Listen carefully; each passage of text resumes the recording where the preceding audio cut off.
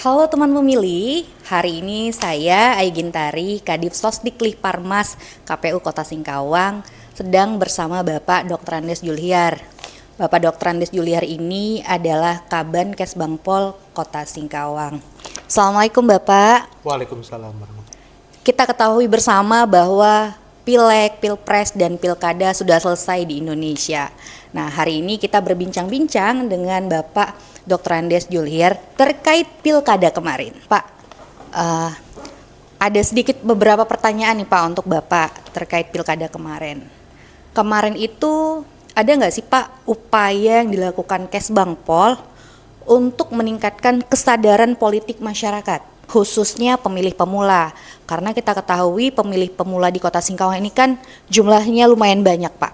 Memang beberapa waktu yang lalu termasuk program yang berhubungan dengan kegiatan kami di Kesbangpol. Salah satu dalam meningkatkan partisipasi pemilih pemula, ada pendidikan politik khususnya.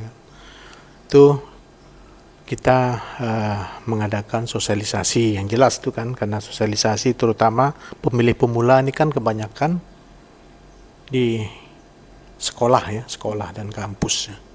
Dan upaya-upaya kita berkolaborasi dengan dinas pendidikan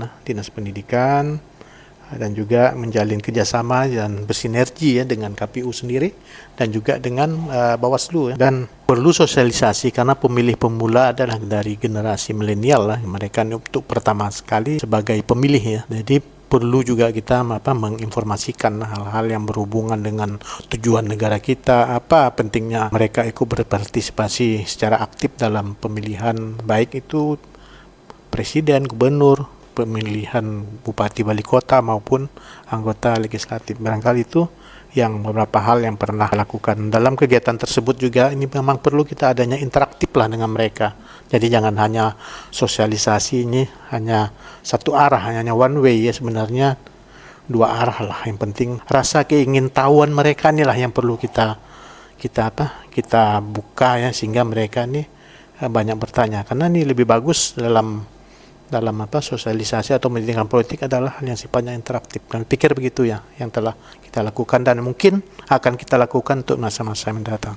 Selain itu Pak, yang menjadi sorotan masyarakat Kota Singkawang juga pada saat kampanye kemarin. Nah, pada saat kampanye itu kan banyak informasi hoax yang beredar di media sosial. Nah, dari Kesbangpol sendiri menyikapi penyebaran informasi yang tidak benar itu bagaimana Pak? Di era digital sekarang nih, semua bisa saja berbicara atau berpendapat ataupun membuat statement, pernyataan ataupun kritis terhadap sesuatu.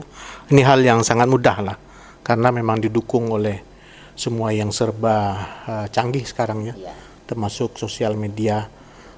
Dalam hal tersebut mungkin kita bahkan memang ada kita kerjasama dengan Kominfo Kominfo ini perlu juga kita terlibat Kominfo terlibat dalam hal memberikan pendidikan lah khususnya kepada masyarakat jangan sampai supaya bijak dalam kritis tadi perlu adanya edukasi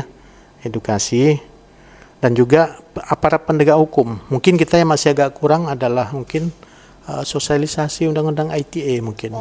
Ini mungkin menjadi hal yang sangat penting lah, karena kita berpendapat ataupun kritis memang harus juga bertanggung jawab terhadap apa yang kita sampaikan di media sosial. Jangan sifatnya ini mencederai demokrasi, bersifat provokatif. Ini yang perlu kita hindari, apalagi yang menyangkut hal-hal politik ini kan semua bisa dijadikan komoditas seperti sara kan hal-hal yang sangat sensitif ini yang susah untuk dihilangkan. Ini harus politik identitas istilahnya sekarang. Ini memang harus kita bekerja sama antar instansi baik kepolisian, Kominfo, dan juga kita harus deteksi dini lah hal-hal yang sifatnya bisa memprovokasi supaya ini bisa kita lebih sifatnya preventif. Dan ini namanya ketika ada konflik sosial nih lah. Politik ini kan bisa menjadi konflik sosial. Ini yang memang harus kita hindari dalam dalam pemilihan khususnya kepala daerah, kepala negara dan sebagainya. Artinya harus ada kolaborasi, di sini ada Diskominfo dan ada aparat penegak hukum ya Pak ya. Dan mungkin tadi di garis bawahi kita juga perlu memberitahukan kepada masyarakat terkait Undang-Undang ITE, karena mungkin banyak masyarakat yang paham nih menggunakan media sosial semaunya atau seenaknya dalam menyampaikan pendapat seperti itu. Apakah itu pendapat itu benar atau tidak? Kita harus memfilter atau menyaring berita tersebutnya sebelum kita saring. Ini kan kebanyakan orang ini kan lebih cepat jarinya bergerak daripada otak berpikir. Ini yang lebih kita tunggu. Ya. Baik, terima kasih Pak. Nah, menurut Bapak nih ya sebagai Kabkenkes Bangpol, cara yang paling efektif untuk meningkatkan literasi politik dan digital masyarakat di era media sosial ini, karena sekarang itu apa-apanya media sosial, apa-apa Facebook, apa-apa Instagram, apa-apa TikTok. Nggak cuma milenial saja sih Pak, Gen Z, milenial, bahkan baby boomers. Iya, baby boomers sekarang mungkin di usia Bapak, karena kita beda usianya jauh ya Pak ya. Jadi karena kita usianya beda, mungkin Bapak di baby boomers. Nah, menurut Bapak bagaimana nih untuk literasi politik di era media sosial seperti saat ini? Saya sih baby boomer lewat. Oh, udah lewat. Ya, saya termasuk the lucky generation yang lompatan teknologi ini kuantum, kita ngalami semua. Mengalami semua. Iya. Dari mesin tik. Iya, dari mesin tik, TV hitam putih sampai warna dari sampai surat dengan tua. menyurat dulu. Ya, jadi the lucky generation yang lahirnya dari tahun 60-an, 65 baby boomer 63 ya, sampai ke atas ke Gen X, dan termasuk generasi yang beruntung lah kan.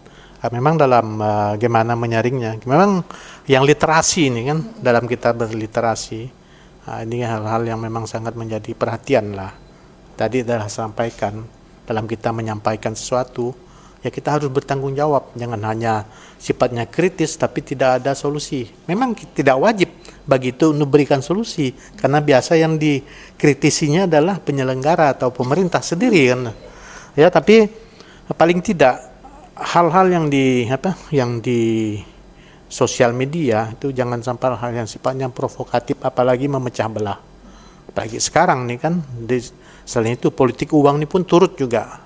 Tapi yang lebih bahaya lagi memang itu. Memang dalam hal ini ada beberapa hal yang mungkin bisa kita meminimalisir lah, karena memang itu tadi saya sampaikan sebelumnya. Memang pendidikan politik adalah hal yang sangat penting lah.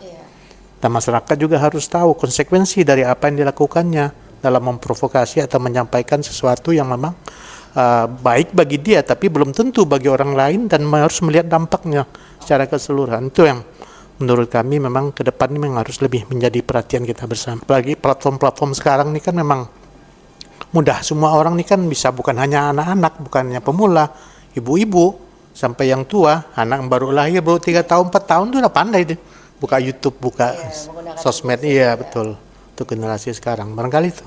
Oke, baik, terima kasih Pak. Nah, ini terakhir Pak, pesan Bapak kepada masyarakat Singkawang nih dalam menyikapi informasi politik ke depan. Kita tahu pilkada sudah selesai. Nah, tapi Bapak harus menyampaikan pesan khusus nih kepada masyarakat Kota Singkawang khususnya. Memang sekali lagi saya tekankan dalam kita menyikapi hal-hal informasi politik ke depan nih, verifikasi informasi itu yang sangat penting. Verifikasi informasi. Iya, apakah informasi yang kita terima ini sudah benar?